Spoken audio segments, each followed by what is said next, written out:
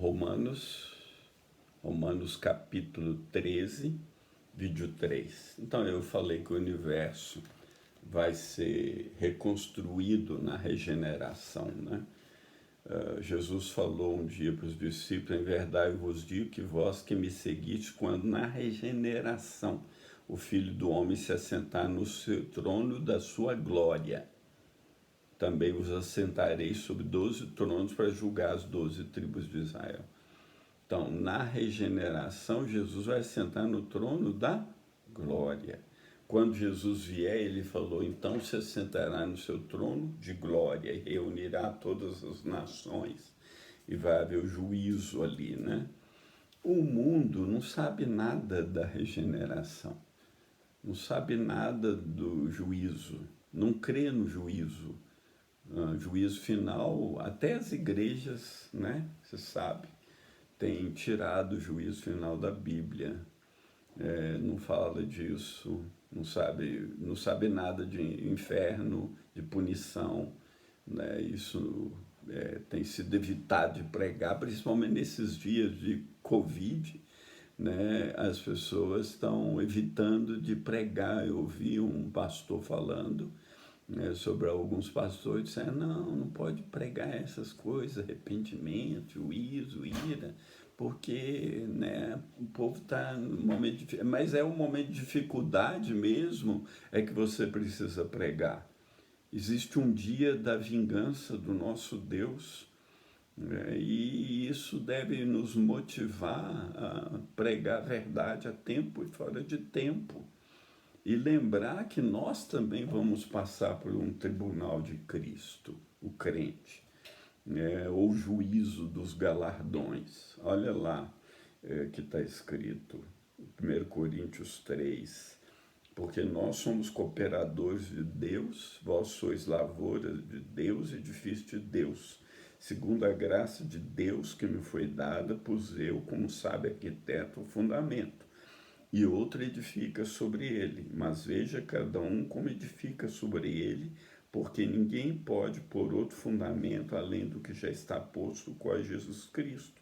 E se alguém sobre esse fundamento formar um edifício de ouro, prata, pedras preciosas, madeira, pedras preciosas, madeira, feno, palha, a obra de cada um se manifestará. Na verdade, o dia a declarará, porque pelo fogo será descoberta, e o fogo provará qual seja a obra de cada um. Se a obra que alguém edificou nessa parte permanecer, esse receberá galardão. Se a obra de alguém se queimar, sofrerá detrimento, mas o tal será salvo, todavia, como pelo fogo.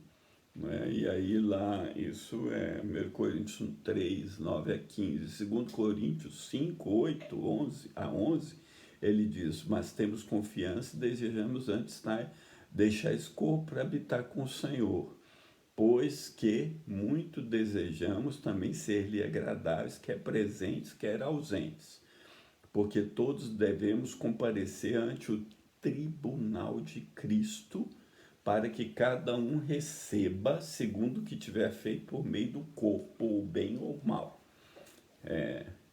Sério, né? Assim que, sabendo o temor que se deve ao Senhor, persuadimos os homens à fé, mas somos manifestos a Deus. Espero que nas vossas consciências também sejamos manifestos. E Pedro diz que o juízo começa na casa de Deus. Então, a nossa obra vai ser provada pelo fogo do juízo de Deus, né? Se Deus te propôs que você fizesse uma obra de ouro, prata, obras em Cristo, Efésios 2:10, né?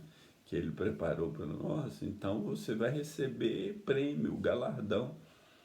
Mas se você não fez, você vai perder o galardão. Aqui não tem nada a ver com salvação, porque galardão é prêmio, galardão é fruto de obra, né? Salvação não.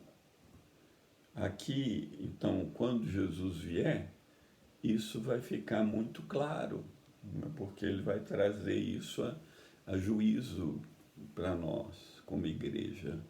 De novo, não tem nada a ver com perder salvação, tem a ver com obras que Deus propôs. Uns vão receber, outros não. Que Deus, né, nos deu o temor do Senhor para a gente andar, né, nas obras que Ele preparou para nós. Amém, queridos irmãos? Então, o melhor é que a gente vai ver Deus, né? O melhor é que veremos a Deus, né? Os limpos de coração verão a Deus. Né? Ele vai vivificar o nosso corpo mortal pelo Espírito, a gente viu no capítulo 8, e a gente vai ouvir naquele dia aquelas boas palavras dizendo: está bem, servo bom e fiel, foste fiel no pouco, sobre o muito eu te colocarei. E Paulo, ele tinha esse desejo ardente, né? Lembra que eu falei antes que ele primeiro tinha o desejo de ser arrebatado depois da ressurreição, mas depois no fim da vida ele sabia que aquilo já não era mais possível para ele. Então ele diz em 2 Timóteo 4, de 6 a 8, eu já estou sendo oferecido por aspersão de sacrifício, o tempo da minha partida está próximo. Isso ele está falando no fim da vida, né? Como está vendo, a revelação que ele recebeu foi progressiva, né? E a gente precisa ser inteligente quanto a isso. O tempo da minha partida está próximo. Combati o bom combate, acabei a carreira, guardei a fé. Desde agora a coroa da justiça me está reservada, a qual o Senhor justo juiz me dará naquele dia, e não somente a mim, mas também a todos que amarem a sua vinda. Eu amo a vinda de Jesus. Você ama a vinda de Jesus? Nossa salvação está mais perto. Então a gente precisa viver a esperança da nossa glorificação, né? A ardente expectação, a gente viu o capítulo 8, né? Da criatura espera a manifestação dos filhos de Deus.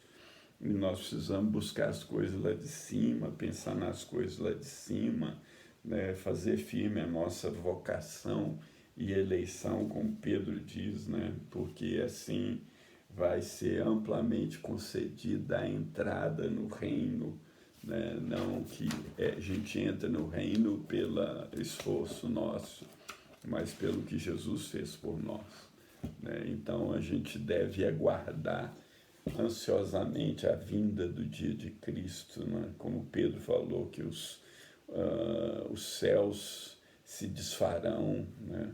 Mas nós devemos achar irrepreensíveis, né? Ou como Apocalipse 19 diz, né? Ouvir a voz de uma grande multidão, como a voz de muitas águas, como que a voz de grandes trovões que dizia: aleluia, pois já o Senhor Deus Todo-Poderoso reina.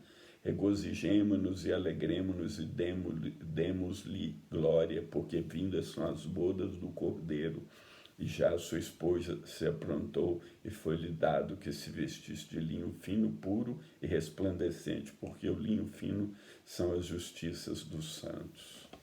Então, voltando ao capítulo 13 que a gente viu, né, essa porção do dia que chegou, a noite que passou, fica claro que tem uma separação entre luz, trevas, dia, noite, nós e eles. Nós somos do Senhor e o mundo jaz no maligno. João fala, né, em capítulo 4, em 1 João, ele diz que... Deixa eu ir no texto para ler, porque é muito fascinante que esse texto de 1 João, capítulo 4, deixe-me achá-lo para vocês, o que João fala, e que a gente deve ser encorajado por essa fala do João, em 1 João, capítulo 4, deixa eu ver se eu acertei. Versículo 6. Eu amo isso aqui. Nós somos de Deus. Nós somos de Deus. Aquele que conhece a Deus ouve-nos. Aquele que não é de Deus não nos ouve. Nisto conhecemos nós, o Espírito da verdade, o Espírito do erro. Então, você tem essa convicção? Você pode dizer assim, eu sou de Deus, aquele que conhece a Deus me ouve. Isso João tinha claro, né? Ele está falando para nós, irmãos. Então, tenha essa certeza no seu coração, né? Que nós somos de Deus e Ele vai voltar para nos completar nossa redenção, né? A gente deve andar, então, como filhos da luz e não como filhos das trevas. Outrora andavam segundo o curso desse mundo, segundo o príncipe da desobediência, segundo o espírito que operava nos filhos da desobediência, e como diz em Efésios 2, éramos por natureza filhos da ira como demais. Que é filho da ira? Significa que a gente estava destinado à ira de Deus, destinado ao inferno, ok? Em nome de Jesus. Então, vamos lá, queridos. Nós estamos numa batalha, né, do pecado, combatendo contra a nossa alma, né? Não faça concessões ao pecado, não seja presunçoso, né? Não anda na religião morta, né? Desenvolva sua salvação com temor e tremor. Desenvolver salvação não é garantir sua salvação. Sua salvação está garantida por Cristo, mas é viver de modo como aquele que honra a Deus, né? Porque quem ouviu da salvação, quem experimentou muitas vezes as coisas maravilhosas de Deus e peca voluntariamente, na verdade, nunca conheceu a Deus, né? Nunca andou com Deus, né? A gente tem que ficar desperto, né? Não ficar acomodado, despertar do sono, sair do comodismo, da preguiça espiritual, da preguiça física, do desânimo. Lembra que eu falei aí numa das aulas anteriores? Você pode ficar perplexo, mas não desanimado. Não entrega os pontos. Vê o problema e perde a esperança de modo nenhum. Não deixa que seu coração se carregue de glutonaria, de embriaguez, de cuidar da vida, né? E venha sobre você de improviso naquele dia, né? Vigia para você estar de pé diante do Senhor. Efésios diz, desperta do que dormes e Cristo te esclarecerá, como eu já falei antes, né? E Pedro fala, e vós também, por nisso toda diligência, acrescentar a fé à virtude, e a virtude o conhecimento. No Salmo 108, despertai saltério e harpa, eu mesmo despertarei ao romper da alva. Então busca a Deus enquanto há tempo, medita, conhece o Senhor, né? Isaías diz, desperta, desperta, veste-te da tua fortaleza, ó Sião, veste-te das tuas roupas formosas, ó Jerusalém, cidade santa, porque nunca mais entrará em ti nem circunciso, nem imundo. Até daqui a pouco, que falo a última vídeo desse capítulo.